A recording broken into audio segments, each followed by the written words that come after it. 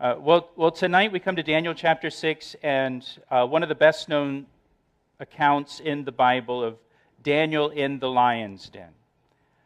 Story loved by children, and even a lot of non-believers are familiar with the story of Daniel in the lion's den.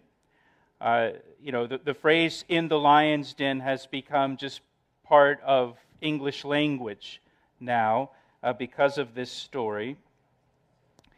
Just to give you some context here, in chapter 5, we saw the Babylonian Empire conquered by the Medo-Persian Empire. And Babylon fell in 539 BC. And so now the Medo-Persian Empire is the world-dominating superpower. If you remember back in chapter 2, there was the vision of the statue that had the golden head and the chest and arms of silver. And the golden head represented the Babylonian Empire. The chest and arms of silver represented the Medo-Persian Empire. So Babylon's head of gold is gone, and the chest and arms of silver are now established as the kingdom in the world. At this point, Daniel is about 80 years old, maybe even a little over 80 years of age. He's been in captivity since he was a teenager. So for roughly 60 years, he's been in captivity. Daniel served in the administration of several different kings, first under the Babylonians, and then now we see him serving under the Medo-Persian kings as well.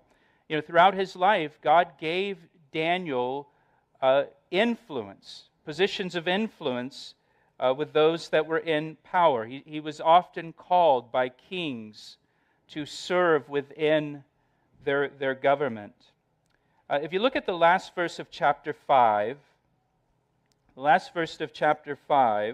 says, Darius the Mede received the kingdom, that would be the kingdom of Babylon, being about 62 years old. Now, it's possible that Darius is not his name, but a title. The name Darius means Lord. So it could be just a title for someone.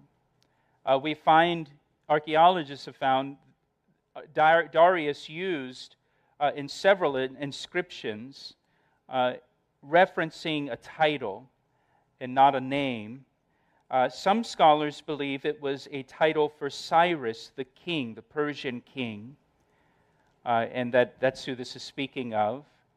Other scholars believe it was the name or title for someone that King Cyrus appointed to be an administrator over his empire, kind of like a prime minister. I tend to lean that way, that Darius and Cyrus are two separate people.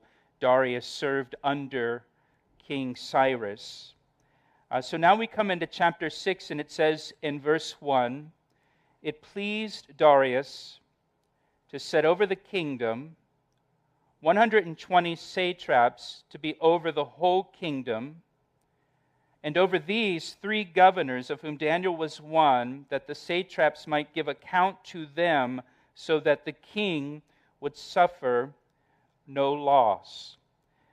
The Medo-Persian Empire was quite large. I have a picture for you to give you an idea here, a map. I love maps. Maps are so great, if you want to bring that up for me.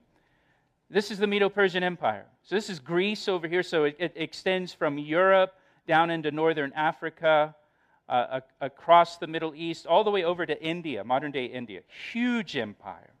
Huge empire. So to govern and administer over this massive empire, Darius divided the empire into 120 regions and then set up 120 satraps or rulers over each region, and then over them Darius set up 3 governors. So he's establishing, a government bureaucracy here, hierarchy, to rule over this massive empire. We're told that Daniel was one of the 3 governors put in charge over the administration of the entire empire. And we're told that the 120 satraps gave account to the 3 governors. It says, so that the king would suffer no loss. One responsibility of those 120 satraps was to collect taxes from the people in the region that they governed and then pass those taxes on to the king. And so because of that, of course, people being people, right, there's an opportunity there for corruption and dishonesty, and the opportunity possibly to steal some of that tax money and line your own pockets.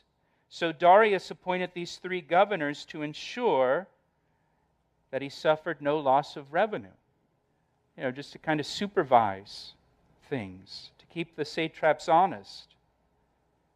And so verse 3 we're told, look at verse 3. Then Daniel distinguished himself above the governors and satraps because, here's why, an excellent spirit was in him. And the king gave thought to setting Daniel over the whole realm. Daniel distinguished himself above all the other government administrators, and we're told it's because there was an excellent spirit in Daniel. The Spirit of God was in Daniel.